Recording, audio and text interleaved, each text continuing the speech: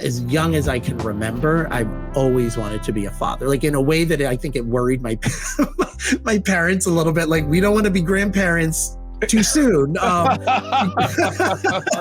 always like the way that sometimes you hear girls talk about, oh, I can't wait to be a mom. I was talking as young as I can remember, the 10, 11, like, wow. Like the power of like being a dad, like.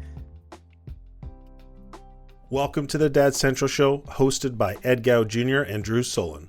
We know dads want to see their kids succeed, but they don't always know how to get there. This show gives dads the tools they need to raise confident and successful kids. What is up, everybody? It is Ed Gough Jr. from the Dad Central Show and Dad Central, and nursing himself back to health with his family. Who do I have here? Drew Soleyn of the Dad Central Show. Yes, nursing myself back to health slowly, and also nursing now sick kids back to health. Oh, so, no. Hopefully we all make it through the next week or two and into the holidays. You bad father. You got your kids. I'm just joking. Sorry to hear about it. But I quarantined myself as best I could to keep everyone else. Oh, man. But, this is the time of the year, unfortunately. Yeah. But you work through it. Yeah. Well, yeah, you just find a way. Well, I'm sorry to hear that this family's not 100%, but I'm speaking that everything will be soon, very good. And you'll be even better than your usual self. Sounds good to me. Good stuff. What's been going on otherwise? Well, the time we're recording this is just leading into the holiday season. So, it's the time of year where you can get really stressed out if you let yourself. And I think I sent Krista an article this morning about 8 ways to de-stress the holiday season. And so some of them were good reminders. Some of them were like, oh, we should probably do some of this. And so, it's a delicate time of year for some, or hard time, I think, for some. But I think the goal in this article is fantastic. Maybe I'll share it even on our links for the show, of ways to really focus on what matters most through this time of year and not get caught in the commercialism and craze and the expectations that really don't match what you want to achieve in your family. So that's a great reminder. Yeah, just piggybacking what you're sharing, I think that we all have to realize that this is not always a happy time of the year for everybody. So don't make that assumption it's a happy time. And I'm going to put a challenge out to our family out there who are either listening or watching this. I'm going to challenge you, reach out to one person you haven't reached out to for a long time, because that may be the best gift that person may get during this holiday season. So if you do that, get in touch with us and tell us who it was and why you went out to, whether it's a text message, a phone call, video message, who that person was, why did you reach out to them, and how did it make your life and their life better? So I'm just putting that challenge out there. That could be the greatest gift, because I tell people, oh, what can I get you? What can I get you? I say the greatest gift they can give me is their time. Well, at the end of the day, what matters most usually is connection and relationship. So the more you can create that, I think the better off you are. Yeah, well, we have another new friend on today from Fenway Park. No, I'm just joking. We have another new friend on the Dad Central Show Day. Really excited because he has so many different layers in a good way, so many different streams of knowledge, thought process, lived experience. So just know that this is the first of a few conversations we're going to be having with this new friend of the Dad Central Show. I'll let Drew do the introduction. All right. Yeah, we're thrilled to have Dr. Roberto Olivardia, and he's a clinical psychologist. He's also a lecturer in the Department of Psychiatry at Harvard Medical School and a clinical associate at McLean Hospital. He's got a private psychotherapy practice where he specializes in the treatment of ADHD, executive functioning issues, and issues that face students with learning differences. He's also specializes in the treatment of body dysmorphic disorder or obsessive compulsive disorder, and in the treatment of eating disorders in boys and men. I can go on. He's got a much longer intro, but I'm going to stop right there and welcome Dr. Olivardia to the show. Thanks for being here. We're looking forward to this conversation. Oh, thank you for having me. It's my pleasure. Okay. How often do you get to Fenway? And I'm saying that, folks, because he is based in Boston. For all you baseball fans. So I just had to say, do you get to Fenway? I'm not a huge sports fan. I'm a music guy. So I am Okay. actually I'm seeing Green Day next Oh, August in Fenway. They're what? playing at Fenway Park with Smashing Pumpkins and Rancid and the Linda Lindas. And I'm very excited about that. So I'm more of a music guy. But I Okay. do like, once a summer, I do like to go to a Red Sox game. There's just something so Boston about it. I'm born and raised here. So it's Okay. just the feel for it.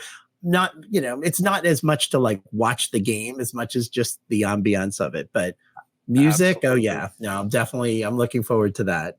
All right. Well, Drew, I'll let you kick it off. Yeah, well, thanks so much, Ed and Doctor. We love to get a little bit of the backstory of our guests before we maybe get into the main topic. So could you tell us a little bit more about what life was like for you growing up? So I grew up in a city about 15 minutes north of Boston called Somerville, Mass, which is right near Cambridge, Mass, where people know of where Harvard University. I grew up in I loved my upbringing. I mean, it was a very middle class, very diverse city with two immigrant parents. My dad was from Panama. My mom was Brazilian. I'm the youngest of three, very much the youngest. I have an older brother and sister who are 6 and 5 years older than me. So I was definitely the baby of the family. And my siblings say that I basically were raised by different parents than they were because my parents were tired by the time I came, and I definitely gave them the biggest run for their money. And I was a very big music lover, grew up in a household where music was, my dad was a huge music lover, and very curious kid, very mischievous kid, bright, but hated school. Really did not like school very much, had good friends. And my friends typically were kids who were funny. If you have a good sense of humor, that was good in my book. And a lot of kids that now, sort of as we all look back, had ADHD and had learning issues and differences. And we all kind of shared a very similar sensibility of kind of being very mischievous and impulsive in ways. But back then, this was in the 70s. I mean, there was so little known about attention deficit hyperactivity disorder. And the kids who were diagnosed back then were kids who had pretty serious conduct disorders, which I didn't have a conduct disorder. I was more mischievous, but not, it wasn't a disciplinary issue in that regard. Wonderful parents, wonderful family, always supported me but not, I wouldn't say always understood me, but definitely always supported me. Well, that's great. Ed, you want to hop in? Yeah, just quickly. No, yeah, go ahead. You go ahead, Drew. Go ahead. Because both of you are just jumping at the bit. There we go. Go ahead, Drew. Well, that last part I think is very interesting. Didn't always understand me. Could you talk more about that? Yeah, I think, with ADHD in particular, I mean, just in a nutshell for people who might not know exactly what it is, because it's one of those conditions that I think most people think they know what it is, or they might know like this much, a very little amount about it. But basically, it's what we call a neurodiverse condition. So it's not an illness. It's a way that the brain is wired that makes it hard to regulate lots of things, including your attention. So if we are interested in something, we're 150% hyper focused on it. If we're not interested in it, it's really hard to pay attention. And so this is beyond, anyone can relate to. If they find something boring, their attention isn't going to be as good. But for someone with ADHD, it's very difficult to sort of maintain that and regulate that level of attention. And then you have issues of what we call like impulsivity, kind of doing things without always thinking or thinking of the long-term consequences. And this is, again, even with same age peers. I mean, obviously there's a developmental level, like many 9-year-olds don't think of future consequences, but 9-year-old kids with ADHD really don't think of those future consequences, even as compared to their 9-year-old non-ADHD peers. You'll often see hyperactivity, although not everyone with ADHD has the hyperactivity where they're sort of restless and fidgeting and kind of always on the go. There's another presentation called the inattentive presentation, and that's the person who might be sitting still, but in their minds, they're daydreaming or really having a hard time regulating attention. And then there's what we call all the executive functions. So all of the things our brain needs to do to get things done: manage time, organize, prioritize, make decisions, memory, all of these kinds of things. And people with ADHD can have very difficult time executing, which then can get misunderstood if people aren't properly educated as being not intelligent, which isn't the case. Your intelligence is very different than your executive functioning capacity. But with ADHD, it's a very important thing because, especially with the impulsivity, that untreated or unmanaged ADHD can put people at risk for serious issues. I mean, we carry a much significantly higher risk for addiction, because whatever we like, we can run the risk of liking too much. School can be very difficult if it's boring. Again, there are lots of kids with ADHD who might love school, and it might not present as much of a problem. But I really didn't like school until college. Actually, college and on, I loved, because I was studying exactly what I wanted to study. So I think with having ADHD, I was pretty impulsive kid. And I think in ways, I think people made assumptions because I was a decent student. I got good grades, but I was kind of procrastinating, kind of cutting corners. I never read a book that was assigned to me. I would just kind of skim read it. So I don't always think that I was understood, and not in a way, I don't put any blame on my parents or anyone for that. I think it was, I didn't always understand it. I just, even looking back as a kid, some of the things that I would do that I look back and think, oh my gosh, that was so dangerous, to do. That was so crazy impulsive. What was I thinking? And the thing is, I wasn't sometimes. Or I would say to my friends, my line when I was a kid was, well, whatever happens, it'll be a story. Whatever happens, it'll be a story. That was sort of my justification for the shenanigans. I used to call them shenanigans when I learned that word in third grade. I thought that was the funniest word. And I was like, I like that word. It sounds like what it is, shenanigans. But yeah, I had to try to explain to my parents why I would do, and not that they knew every situation I got, mixed up in, but the ones that they did, they always leaned in with a sense of trying to understand, which I very much always appreciated.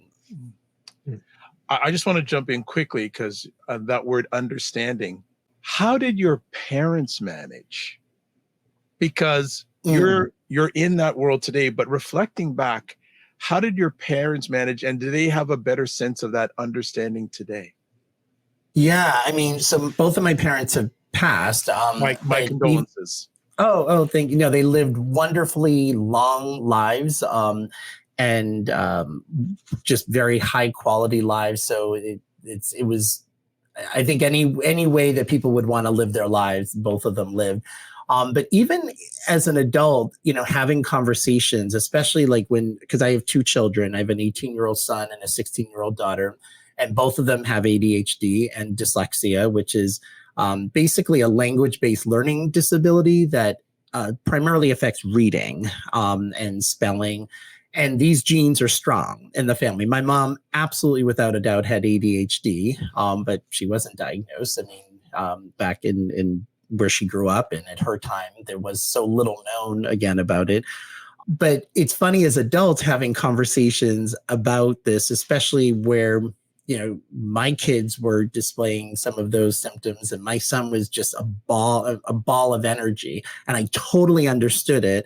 And it, now that we have sort of the better frame, I would be explaining to them, oh, this is why X, Y, and Z happens. And this is why, and especially I think for my parents, because, back in that day, I think especially for moms, from my mother probably felt like, oh, I can't always control, I can't control my kid. And a lot of times ADHD even now sometimes gets reflected of, oh, you're not doing a good enough job controlling your kid or managing them, or that somehow it's the fault of the parent. And so I always wanted to share that kind of information and education to let them know, not only did there was no fault of their own, but they did a really good job in the ways that they could. I grew up where there was one TV in my house. We didn't get cable, and granted, it was an extra expense and everything was about saving for college, but I knew they got cable eventually when I went to college. And I think they knew who their kid was. Like I loved TV. I would have been glued to it even more so if I had access to MTV. So I think my dad was an educator. He was a teacher, and he was very gentle and very, just always leaned into trying to understand. And my mom, if she had the privileges I had, would have absolutely been a psychologist or a social worker, very empathic, so I think they just led with that. And I think when you lead with that, which was a wonderful, powerful example for me as a dad, and just leaning with that and trying to understand someone's story, even if you don't always agree. I mean, I wasn't the easiest person to, as an adolescent, even if there wasn't an agreement, but if you lean in with, okay, well, what is the story? Where is this person coming from? And I always felt that sense of not telling me what I should be as much as trying to meet me where I was at. Thanks for sharing that. Go ahead, Drew. Yeah, I think that's such a powerful principle. And there are a couple of things you said there, but that last part is, to me, a really valuable part that I think every dad can embrace. And because I've experienced that with my children, even talking with Kristen today, it's like, okay, what were they really thinking? And it's like, what's going on there? And really trying to get beyond the surface level behavior to the what's going on beneath it. So could you maybe share some practical things that you experienced from your parents that conveyed that message of, at least they're trying to understand me? And then maybe even from your experience as a dad, like what do you do to try and demonstrate that to your children? Yeah, the example that comes to mind is, just as you asked this, is third grade. So this is in 1980. And I had to write a paragraph. We were all assigned a Greek god or goddess, and mine was Athena, the goddess of wisdom. And I had to write like a paragraph, or I had to type it actually on the typewriter. And this is common with ADHD. I was procrastinating on it. I just didn't want to do it. I just couldn't get my ideas like sort of organized. And I really didn't want to be doing it.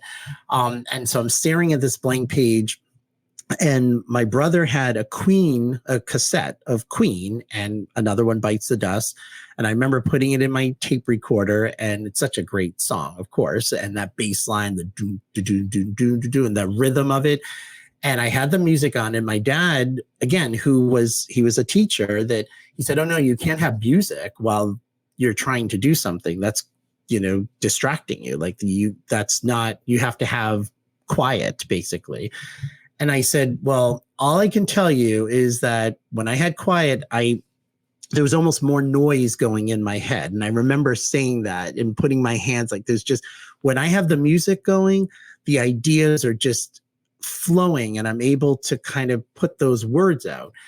And this is what, to me, was powerful. He said, okay, well, and I think he said 10 minutes, if I remember correctly. He's like, I'll come back up in 10 minutes and see where you're at. And when he came back, I was done. Like the music was such a facility. And to this day, I have not written an essay, a paper, a book chapter, anything without the aid of music. On my dissertation, which is a 160-page dissertation, in my acknowledgments, I thanked Green Day and Nirvana and Hole and the Go-Go's and the Ramones, like all these bands I was listening to while writing my dissertation, because it's a facilitator for me. So he came back up, and I was done. And that was one of those things. He just didn't because his brain just doesn't operate that way. And again, these conventional ways that we're taught, like you need total quiet. When you have ADHD, you're kind of a bit out of the box. And so sometimes you need out of the box strategies to actually ground you. And so some of the things that might actually distract other people could be very grounding for people with ADHD. But what was powerful, and I don't think I fully absorbed it then in that moment, but definitely as I reflect back, was even though it was so antithetical to how he operated, and to everything that conventionally says what good study habits are is you're quiet, he said, let's do an experiment, basically. Now, he could have come back and I could have had nothing written, and then he would have had more of a platform to say it doesn't work, and I would have been more on board with it, because I was the type of kid, I wasn't like, I wasn't an I told you so, like, or do it because I'm telling you to do it. I needed like justification. I wasn't, just going to accept it just because. And so the fact that he sort of allowed that, and then when he saw that it worked, was like, okay, it worked. I don't think he understood how it worked because he was sort of wired differently. And as a dad, which, I could tell you from as young as I can remember, I've always wanted to be a father, like in a way that I think it worried my my parents a little bit. Like, we don't want to be grandparents too soon. But I don't know, I always like the way that sometimes you hear girls talk about, oh, I can't wait to be a mom. I was talking as young as I can remember, the 10, 11, like, wow, like the power of like being a dad, like shaping like these children's lives and sharing this and the love. Like, I mean, it was something that I can tell you when my son was born. I mean, it was, even just talking about it now, I can feel it. Like, it was just, and so there's no greater role to me than being a dad to my two kids, because of just this connection and the relationship. And I, just as my dad was a teacher, even as a psychologist, I feel that comes through in teaching people how to live their best lives, that's sort of how I see. So we have a lot in common in that regard. But definitely as a parent, just holding that to say, okay, I have all of this information, and it's especially being a psychologist, there's this additional information, that I have about human behavior. And at the same time, I realize the first and foremost is I'm a dad, and my child has their own unique experience. And there are a lot of similarities. Like, my son and I look a lot, we're very alike. I mean, people refer to us as like the twins, because it's remarkable, our sense of humor, the way we operate. And at the same time, I realized, well, he's growing up in 2023, very different time than when I was, growing up. And so I might think I always understand where they're coming from, and I don't all the time. So I have to go into leaning into, you tell me what your experience is and your story is. And so I always try to lean with that, and always set a foundation of humor. Like, we're very in touch with our sense of humor in our family, which I think is a very important thing. And I wouldn't say in my family, it's not that they were humorless. I think there was definitely humor, but my sense of humor was sort of very different than the rest of my families, in ways that they were like, I can go there, in ways.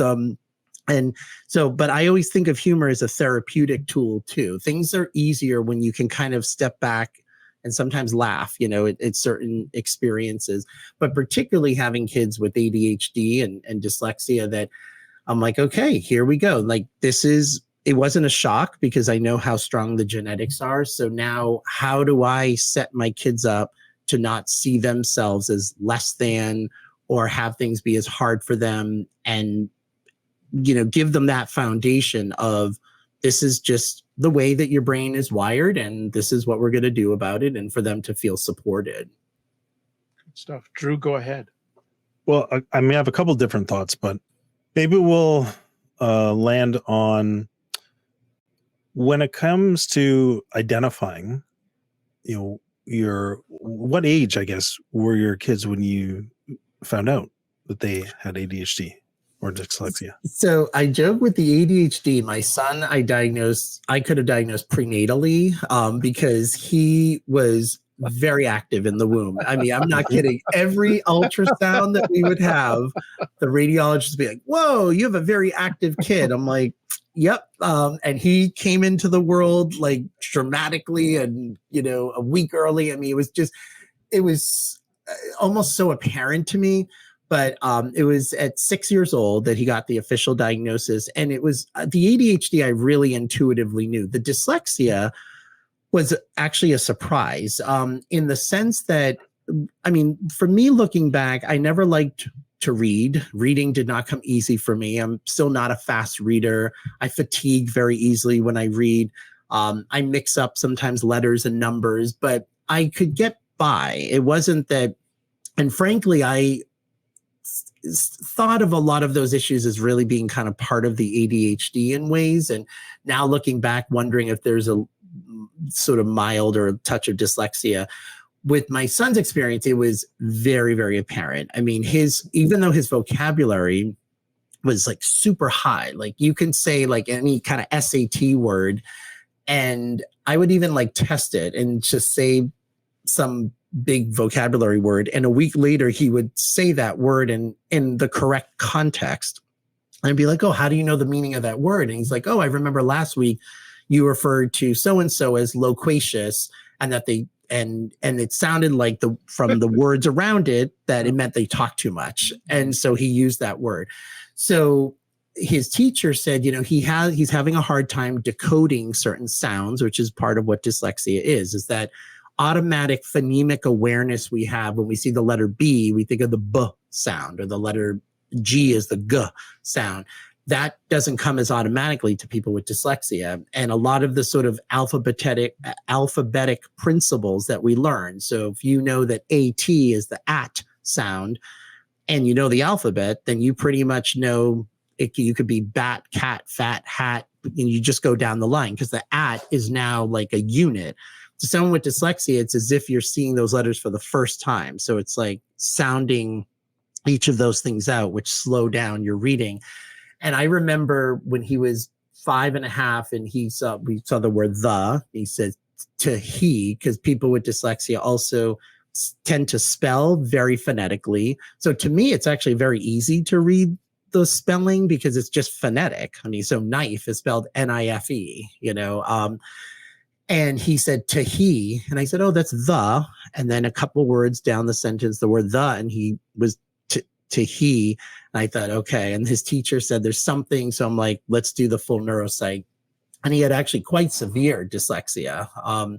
And so I was like, okay, first thing we did, I went on Amazon, got every book that was geared towards kids about dyslexia, because ADHD has sort of been talked about in the house. Like that's something, I would put that because I knew that was there. The dyslexia was, okay, this is something I don't want him thinking he's stupid. I don't want him, because he's going to have to be like pulled out of classes for special ed and things like that and I don't want him to feel sort of ostracized and isolated. So we have to me, could care less if he learns to read War and Peace and Shakespeare. I just don't want his self-esteem to be lessened by this. So I got every book. And then and his favorite show is Shark Tank at the time. And 3 of the sharks on Shark Tank are dyslexic. Mr. Wonderful, Damon Johns, and Barbara Corcoran, all dyslexia, which is not a coincidence, actually. You'll see a very high prevalence of ADHD and dyslexia in entrepreneurs and inventors, in creative individuals, because these are people who tend to think in very non-conventional ways, which can be hard in certain scenarios like mainstream schooling, but is rewarded in a lot of other endeavors that we're in. So I said, 3 of the sharks have dyslexia. Oh, and then I was like, okay, how now? I'm not, as a father, I can't be with him 100% of the time to immunize and sort of protect these situations. So we would do role plays. And I said to him, well, one, I called it what it is. It's called dyslexia. We don't shy away from the name. And I get it, because parents don't want their kids to feel different. But what I say is, well, your kid is different, but different isn't defective. We want to teach them that their differences is to be celebrated, and that there are hard things about these conditions, and there are strengths that come along with these conditions. And I said to him, it's called dyslexia. 3 of the sharks on Shark Tank. I said, a lot of people don't understand what this is. So some people are going to be very confused by it. And frankly, some people might be like, what do you mean you don't know how to read? Or why are you being pulled out of class? Or things like that. And then some people are not nice about it. Some people might say, oh, you're stupid or you're dumb. So we would role play I'd say, so what if somebody says, what do you mean you can't read? Because again, this is a kid whose vocabulary was like off the charts. That if people would just, we don't think of someone who has that kind of vocabulary as having a hard time read. And you just simply say, oh, I have this thing called dyslexia. Some of the sharks on Shark Tank have it. Tom Cruise is dyslexic. And it's just, it makes it hard for me to read sounds. And we just would role play it. What happens if somebody is not nice about it? How do we sort of respond to it? And one of my greatest moments, is I mean, I have many great moments as a dad, but one that, like, oh my gosh, just almost like I almost went into tears in the moment. I was picking him up from school, and he was like, oh, how was your day? He was like, great, I had a wonderful day. And he's like, in music class, we were singing songs and it was fun. And I said, great. And he said, oh, I couldn't read any of the words though on the paper. And I said, oh, what did you do? He said, oh, I went to one of my classmates. I said, oh, can I stand next to you and hear you say the words? Because I can't read any of these words. I'm dyslexic. And she went, what? What do you mean you can't read the words? And he said, I don't think she was being mean. I think she was just surprised. So I just said to her, I have this thing called dyslexia, which Tom Cruise and some of the sharks on Shark Tank have, and just makes it hard for me to read letters. And she went, okay. And that was it. And then he, sang the songs with her. And I thought, oh my gosh, like that's like that moment right there that had he not been prepared for that, he could have been crushed by that. Someone saying, what do you mean you don't know how to read? And he could have been like, or he might not have had the courage to even ask, can I stand next to you? And then just mouth the words and felt sort of disconnected. And that is, to me, the role, so much of when I think about fatherhood is just keeping your kids feeling empowered and having them feel that, they're not going to be great at everything. Nobody is perfect. But to feel confident that even with what your issues, flaws, difficulties are, that you have worth, you have value, and to still feel empowered by that. And that was like one of those moments that really felt that to me. Wow. That was amazing. And so many knowledge bombs dropped there. Like, I mean, I would say we just had a dad moment. You provided a dad moment for us. That was amazing. Are you a dad who feels like you're juggling a million things at once? Balancing work, family, and personal goals can be overwhelming. But what if there was a solution? That's why we created our new fatherhood community called Dad Mentor. For over 20 years, Dad Central has built practical tools to help dads. We understand the challenges you face and provide the support you need to thrive. The biggest complaint we hear from dads is there's no dedicated support for their specific needs. But not anymore. Our new community, called Dad Mentor, is here to transform your fatherhood experience. Imagine feeling in control, staying calm and patient when your children misbehave. Picture yourself connected to your children, guiding them with confidence and watching them succeed.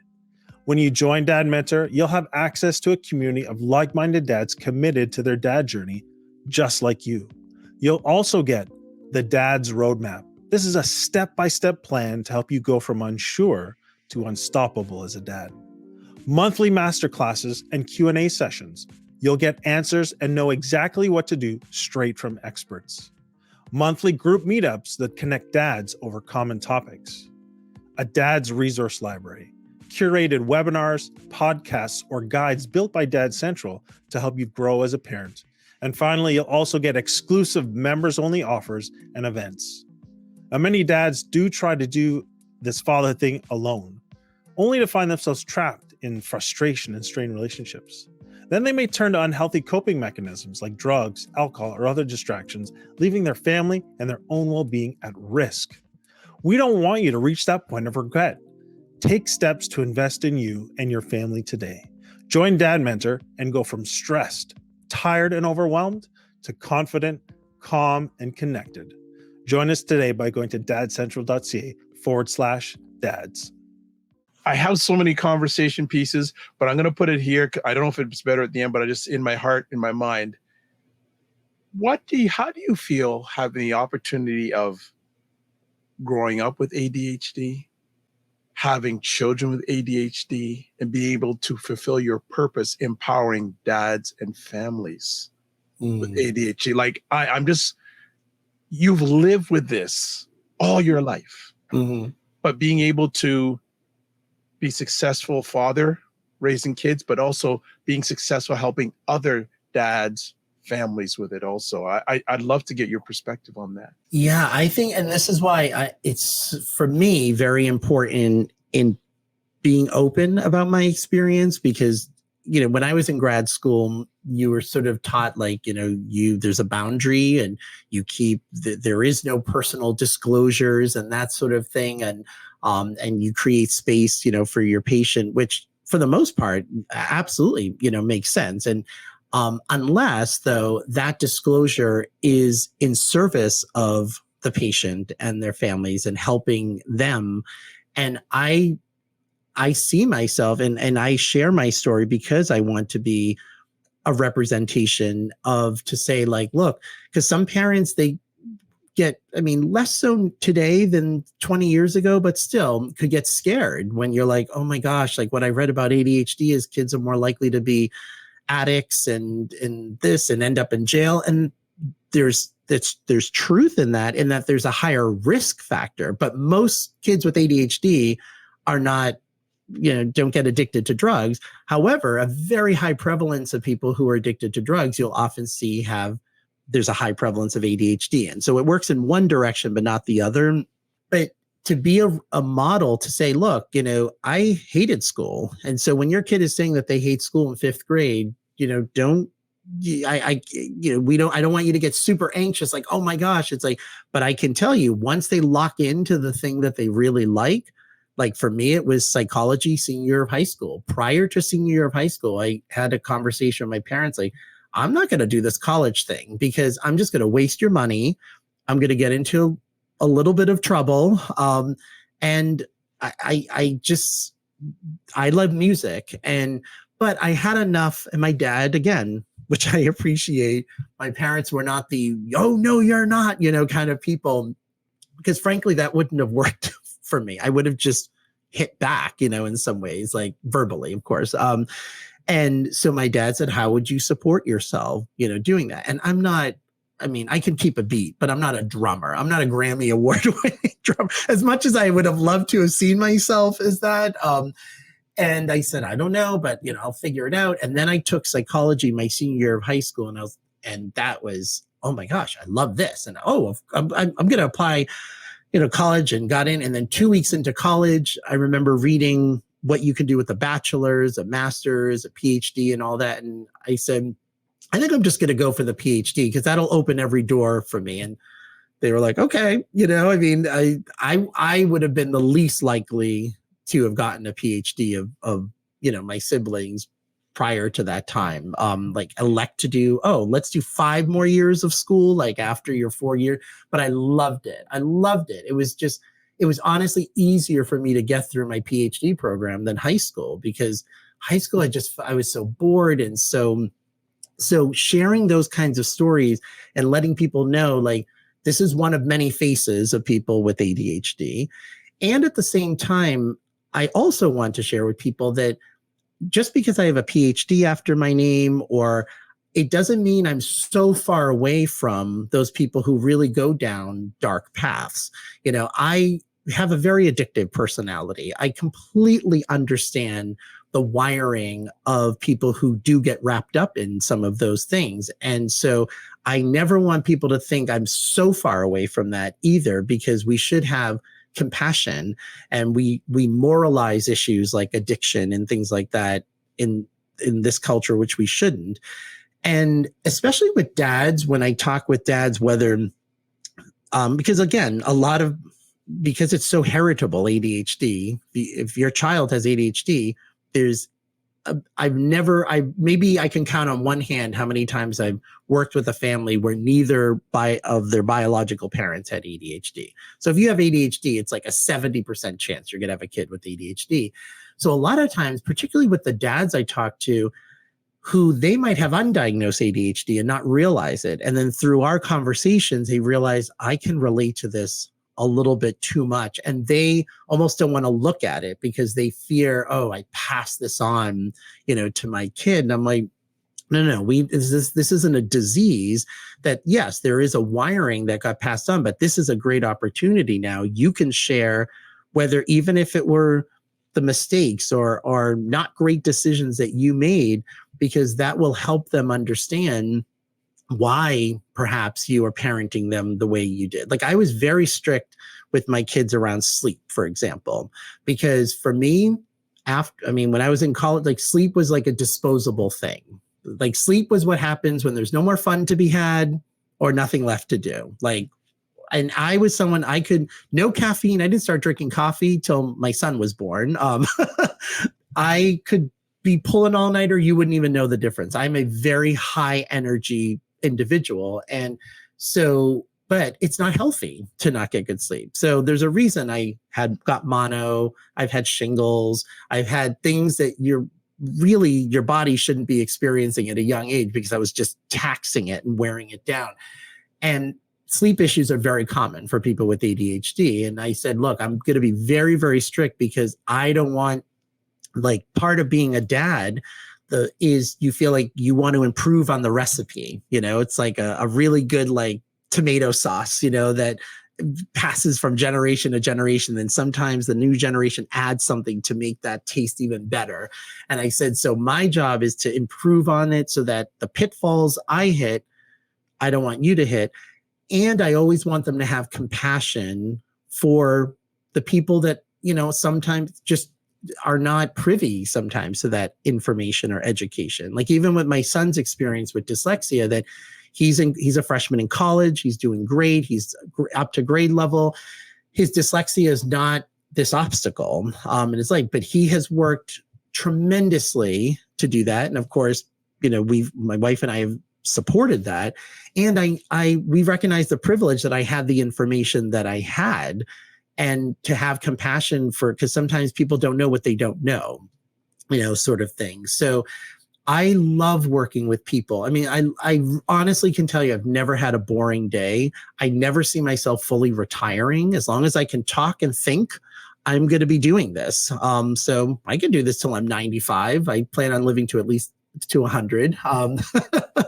And I have longevity, and my dad lived to 90, and my mom in her late 80s, and my grandmother to 99. So knock on wood, I just have to work on my sleep. But I love that connection, and particularly with dads too, because as parents, we're obviously, what's more important than our children? I mean, there's nothing more important. And I remember even when my son was born, I tell people this story of, like, I was kind of the kind of kid, I didn't really have a lot of, like, fears of things. Like, I never felt like something, I mean, not that I didn't have anxieties about certain things, but this sense, like, I felt pretty, like, tough, like, in a lot of ways, like, confident. And I remember when my son was born, feeling this, like, rush of fear mixed in with, like, a spiritually dimensional happiness. And I didn't understand the fear part until, like, I remember weeks later, I was just writing in a journal and just kind of reflecting on that. And I realized what that was this incredible vulnerability that I felt, more than I've ever felt in my life, because I'm like, if something happens to this being, I'd be destroyed. Like, and I never really felt that way prior to that experience. Like, when you have children, there's something that's so otherworldly, and that feeling is so powerful. And I know a lot of the dads that I work with, whether it's them directly or if I'm working with their kids, they're really tough on themselves and feeling like, oh, I didn't do this, I didn't do that. And I'm like, we know you want to do the best, that you can do. And at the same time, to recognize there are things that are just out of your hands. Like, genetics are, what they are, but we have to parent to those genetics and be self-compassionate at the same time. Drew? Well, Doctor, so much of what you've shared, I want to resonate with, but I think there's so much wisdom in what you've shared. So I don't want to go past it without at least, like, naming some of the things you're talking about. In particular, when it comes to helping your children not shy away from, let's say ADHD or dyslexia or some other neurodivergent sort of category. So not shying away from the hard truth of it, And I think that's so powerful. The other thing is, though, but also that role playing as a fantastic tool to empower your children, but also to bring in other stories or examples where you used, Tom Cruise, Damon John, these entrepreneurs, and essentially normalize it. And say, yes, it's different. It's going to be harder, but you still have the ability of essentially seeing it as, how do you use this as a strength? What are you exceptional at? And how can you maximize this? I think that's really powerful and important. And so anyways, those are two things that you mentioned before. But I wanted to maybe ask this question from your perspective, because as you've been talking, you've talked mostly about some like the relational elements of relating to your child or relating to yourself, and doing it in ways that are, to me, very healthy, very empowering. But I think there's this whole idea that you've got to medicate when you have ADHD. And I'm wondering if we could talk a little bit about, this idea, because that's the first thing that some people go to. Whereas some of the things that you're talking about, to me, are very powerful because they create connection, which is, to me, even more. Yeah. But anyways, I leave it to you because you're the expert. What are your thoughts on this idea of the medication piece in ADHD? Yeah, so I'm a psychologist, so I don't prescribe medication.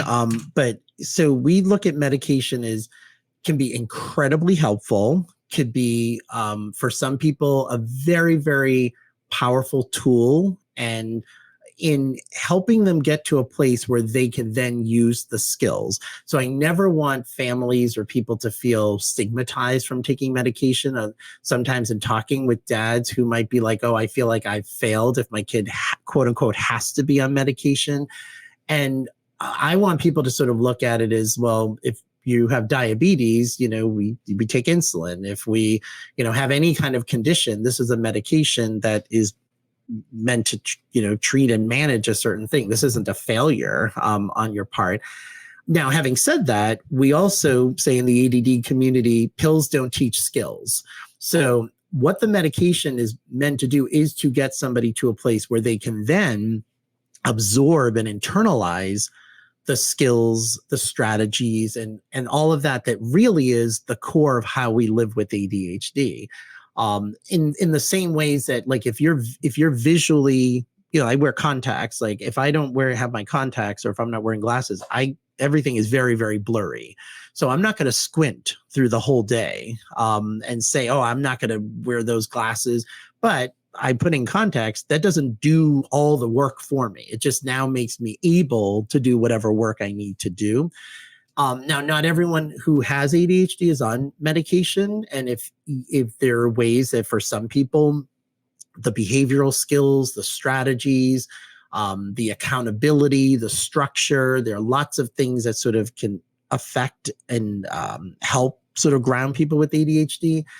That's fine. And then there are some people that take it, and, about 20 to 25% of people with ADHD don't respond to medication.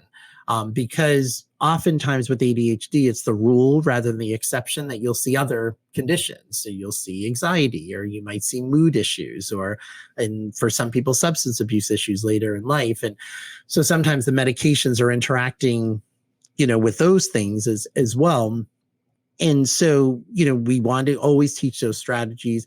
And at the same time, for some people, it's, again, very, very important. Like, for example, if we take substance abuse, that even though stimulant medication that's the first line of treatment for ADHD, there are a lot of misperceptions and myths out there. One of them being that you can get addicted to it. People without ADHD can get very addicted to Adderall and Ritalin because it's speed. It's basically a stimulant in the brain. But an ADHD brain is different. It metabolizes that medication differently. It's releasing dopamine, which is the neurochemical implicated in reward and also implicated in addiction. It's titrating it in a different way in the ADHD brain, which not only doesn't cause someone to speed up and get high addiction potential, but actually grounds them so they're better able to manage their impulses. And studies show for individuals, let's say, who are in recovery or sobriety for an alcohol or drug problem, who have ADHD, who are taking stimulants, are less likely to relapse into their addiction. And so this can be a very powerful treatment for some people. So I never want people to feel they're taking the easy way out by taking meds, because it really isn't. Again, the medication is not taking them away from still having to learn skills and strategies and work on the self-esteem stuff and all of that.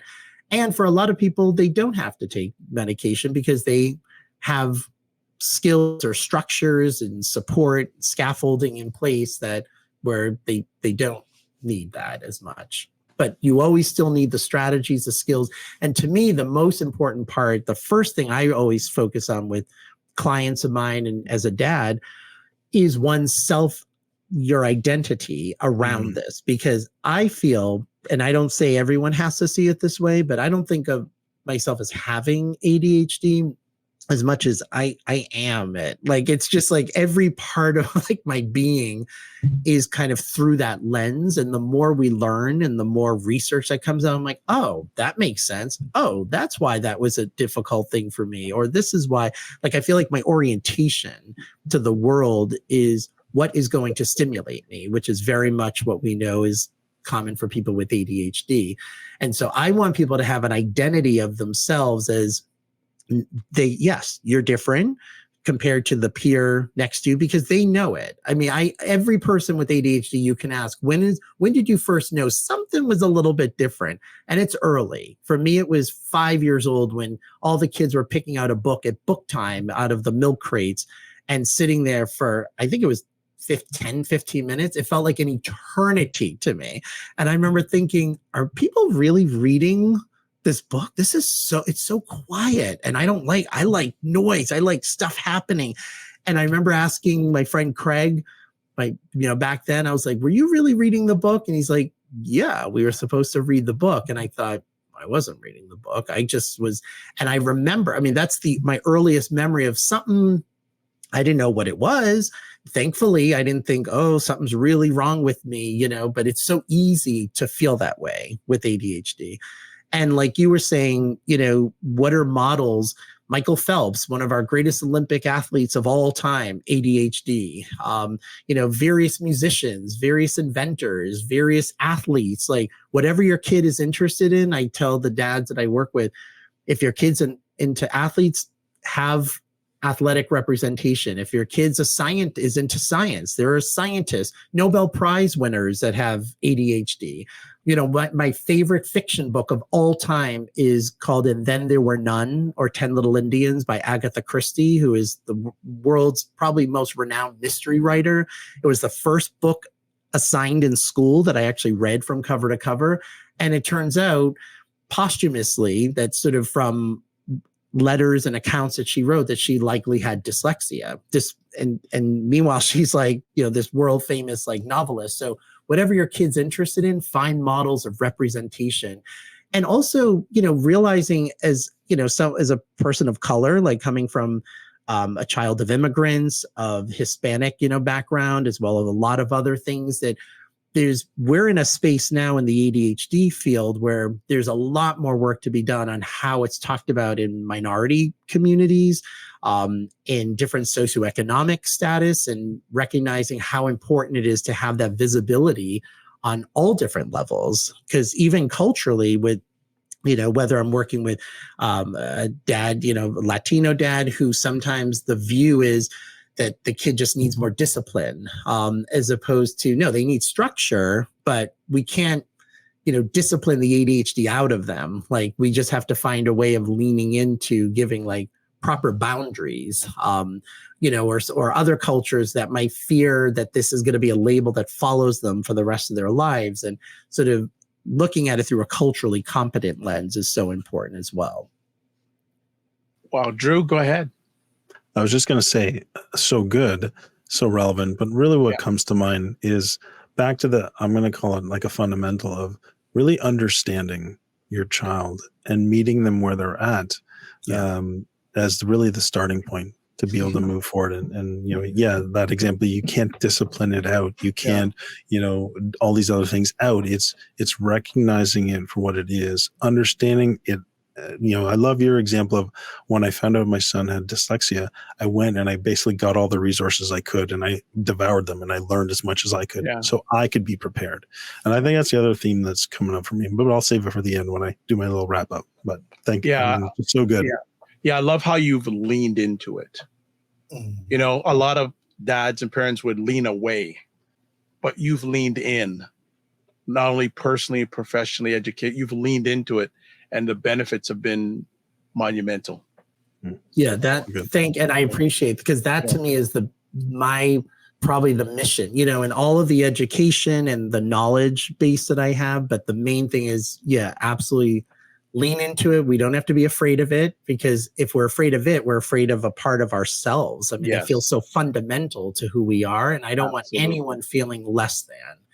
That's sort of that was a very important lesson in my household, is you're neither superior nor inferior to anybody. And it pains me when people, and I work with many people who feel less than, and that's the mission, is to, empower. Love it. Well, we've hit right on time. So I wanted to say thank you first and foremost for taking the time out of your positive, productive schedule as a dad, an educator, a lean-in advocate when it comes to ADHD. I think that'd be your tagline, the lean-in advocate of ADHD. I love it. It. Certainly no problem. And just quote me if you ever use it, all right? Just absolutely. Joking aside, but just want to say, how can people get in touch with you? So I don't have any social media presence. So if people have any questions, or if you're looking for resources in your area, just shoot me an email, Roberto_Olivardia at hms.harvard.edu, and I'll be happy to respond. Well, on behalf of the Dad Central family worldwide, I want to say thank you for all you have done, are doing, and will be doing in this area. And if there's anything we can do to help you lean in further, we're here to serve you. So thank you so much for your time. And I have a funny feeling there's going to be a part 2 and maybe even a part 3 to this. So make sure I hope so. Okay, well, good stuff. Well, don't just manage your time, manage your energy, and remember to give yourself grace. Thank you. It's a pleasure being here talking with you guys. All right, take care. Thank you. Yeah, that was good. So good. So good. And, one of the elements that I stopped myself from saying, but I'm going to say now, is the important role that fathers have to prepare their children. And I'm going to use another word, to protect them, right? I think what he, when he tells that story about, his son, and really the mission that he talked about at the end is, not feeling less than, and, to be able to prepare your child to face a world that might view you as less than, or might challenge your identity to maybe even make you feel less than, is to me so valuable and so important. And it's also serves, I think, such a very important protective factor for that concept of identity he referred to. So to me, it's a real important takeaway, your role to prepare your children as a father. Yeah, there's so many things. And there was something Roberto said, and I can't remember exactly. I'm going to have to, I will watch the replay, but he said different. He said different doesn't have to be difficult. I don't know if he said that. I don't, and I got to go through, but that just went, I said, bam, that's a knowledge bomb right there. I thought that was just so empowering, not only ADHD, but just in many things. Just because it's different, it doesn't have to be difficult. If the support, the connection is there, it's so huge. But I think we're doing a part 2, Drew. It'll be wonderful. Look forward to it. So, when it happens. Okay. So as always, we want to say the Dad Central Show is sponsored by Dove Men Plus Care. Dove Men Plus Care believes that care is the best of a man, because when men care for themselves and others, there's a positive impact. Also, we'd love to hear from you. What do you like? What do you want us to do more of? Just your feedback. Email us at podcast@dadcentral.ca. Also, listen to replays of our epic conversations or watch them. Go to our website, dadcentral.ca/podcast. And finally, we have lots of great resources, a lot of them free, at dadcentral.ca. So as we end off, as always, thank you for taking the time out of your positive, productive schedule, dad or not dad, to watch, listen. And as always, don't just manage your time, manage your energy, and remember to give yourself grace. And we will see you soon. Be well and keep the faith.